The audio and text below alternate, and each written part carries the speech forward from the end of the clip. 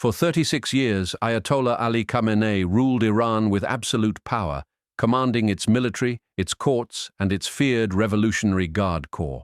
But by February 2026, the 86-year-old supreme leader found himself cornered, his proxy armies shattered, and his nuclear program left in ruins. Khamenei had quietly prepared a four-layered succession plan, naming replacements for every critical military and government role. He elevated his trusted loyalist Ali Larijani to serve as the country's de facto leader, sidelining the elected president and preparing Iran for his own death. Meanwhile, the United States had deployed an armada to the region, including aircraft carriers Abraham Lincoln and Gerald Ford, along with dozens of guided missile destroyers.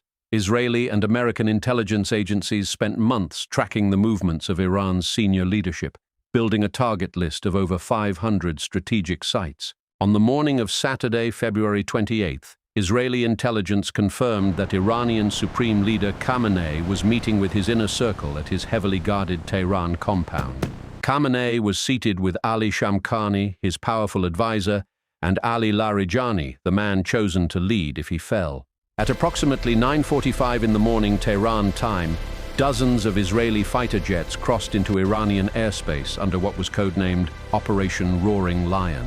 They were part of a combined force of roughly 200 combat aircraft launching the opening salvo alongside American Tomahawk missiles fired from warships at sea. In a coordinated strike timed to the minute, the Israeli Air Force hit 3 separate leadership sites simultaneously to prevent any warning from reaching the others. 7 missiles slammed into the district housing Khamenei's residence, the Presidential Palace, and the National Security Council, a cluster known as the Beit-e-Rahbari.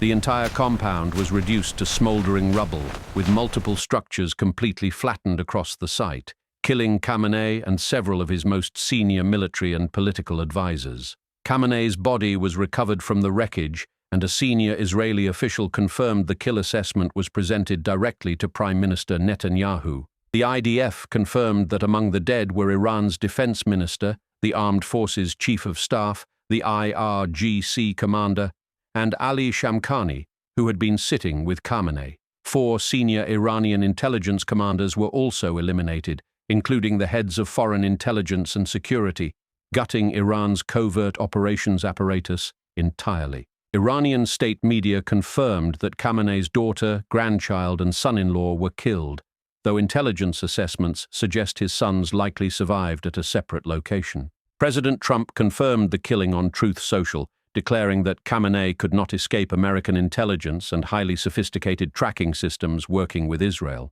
CBS News reported that 40 Iranian regime officials were killed across the strikes, representing the most devastating single blow ever dealt to the Islamic Republic's leadership. In a single morning, 36 years of iron-fisted rule, 4 layers of emergency succession plans, and decades of defiance were obliterated by an alliance he vowed to destroy.